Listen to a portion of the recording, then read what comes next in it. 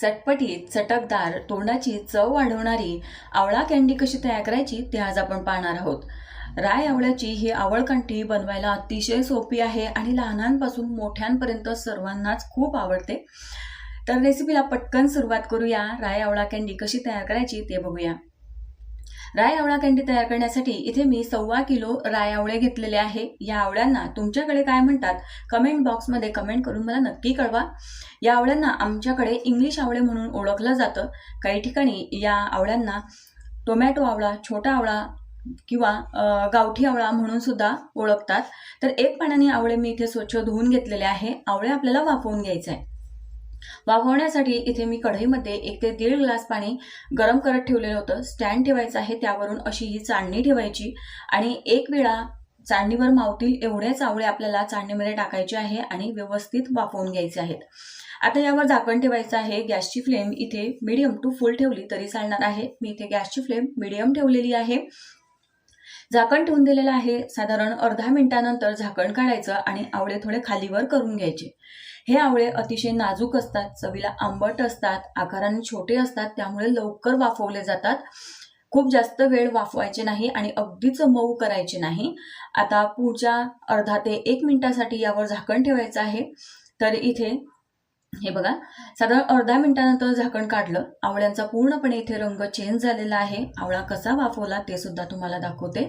हे बघा, असा दाबल्यानंतर तो थोडासा दाबला गेला पाहिजे, अगदीच मऊ करायचा नाही।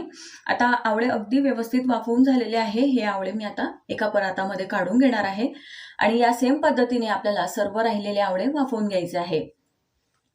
तर या आवळ्यांची आवळकंठी बनवायला सोपी आहे, चविष्ट खूप लागते, मात्र थोडासा वेळ लागतो ही आवळकंठी बनवण्यासाठी।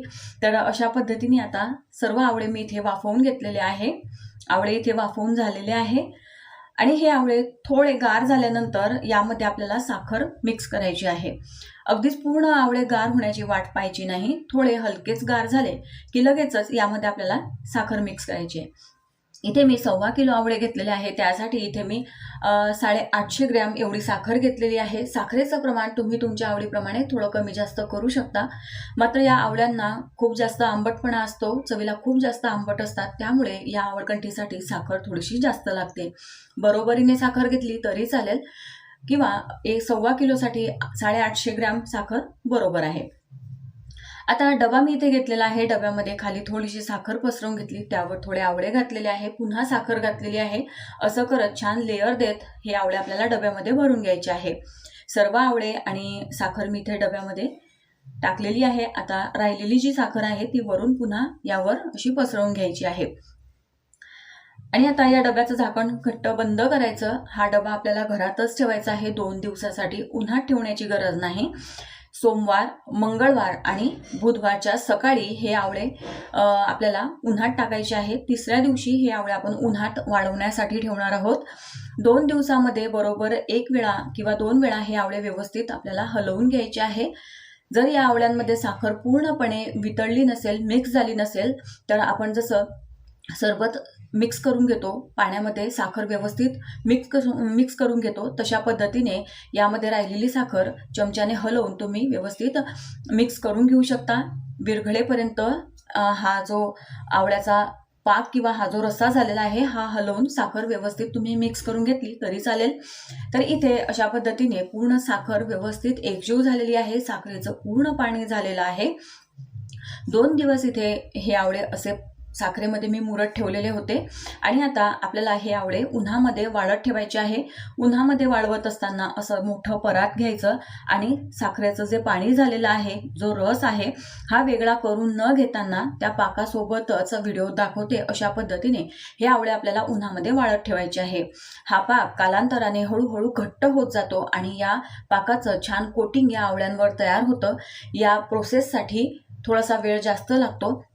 8 ते 10 दिवस हे आवळे या पाकासोबत वाळण्यासाठी वेळ लागतो, मात्र आवळकंठी अगदी छान मस्त चविष्ट इथे बनून तयार होते।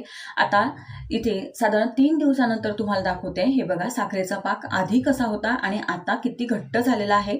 उन्हाच्या उष्णतेमुळे हा पाक घट्ट होत जातो आणि याचं छान कोटिंग आवळ्यांवर तयार होतं। पाक वाया जात नाही आणि व्यवस्थित आवळकंठी बनून तयार होते। आता तुम्ही इथे पाहू शकता 7 दिवस झालेले आहे. 7 दिवसानंतर साखर पूर्णपणे अशी ही घट्ट झालेली आहे, मात्र पूर्ण आवळे अजून वाळलेले नाही. तर आता असे हे आवळे व्यवस्थित मिक्स करून घ्यायचे आहे आणि यातले फक्त आवळे आपल्याला वेगळे करून घ्यायचे आहे आणि यामध्ये जी खाली ही साखर आहे ही आपल्याला वेगळी करून घ्यायची आहे. एक एक आवळे वेचून तुम्ही वेगळे करून घेऊ शकता. आता साखरेचा पूर्ण घट्ट पाक झालेला आहे. साखरेचं कोटिंग छान तयार झालेलं आहे आणि तुम्ही इथे पाहू शकता मी आवळे वेगळे करून घेतलेले आहे. आता हे आवळे छान कळकळीत 2 ते 3 दिवस उन्हामध्ये आपल्याला वाळवून घ्यायचे आहे. रोज हे उन्हामध्ये असे वाळत ठेवायचे. रात्रीच्या वेळेला तुम्ही यावर झाकण ठेवू शकता. एखादा कॉटनचा कापड तुम्ही पसरवून झाकून ठेवू शकता. आणि इथे तुम्ही पाहू शकता 10 ते 12 दिवसानंतर आवळे पूर्णपणे वाळून तयार झालेले आहे. छान मस्त असे हे आवळे वाळलेले आहे. मस्त तुम्ही पाहू शकता साखरेचं छान असं क्रिस्टलाइज फॉर्म तुम्ही आवळ्यांवर पाहू शकता. छान स्फटिक तयार झालेले आहे आणि साखर जी होती ती पण सुद्धा परातामध्ये तुम्ही पाहू शकता छान वाळून गेलेली आहे. अजिबात ही आवळकंठी चिकट होत नाही. तर अशा पद्धतीने ही राय आवळ्याची चटपटीत आवळकंठी इथे बनवून तयार झालेली आहे. ही आवळा कँडी तुम्ही हवाबंद डब्यामध्ये अगदी 1 ते 2 वर्ष स्टोअर करून ठेवू शकता. रेसिपी आवडली असेल तर एक लाईक नक्की करा.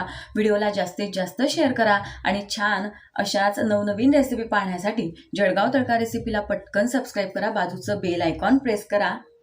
तुम्ही इथे पाहू शकता किती छान असं कोटिंग यावर तयार झालेलं आहे. तुम्हाला अशी हातावर दाबून सुद्धा मी इथे आवळकंठी दाखवलेली आहे. रेसिपीसाठी एक लाईक नक्की करा आणि अशाच एका छान रेसिपीसोबत पुन्हा भेटू. तोपर्यंत बाय बाय.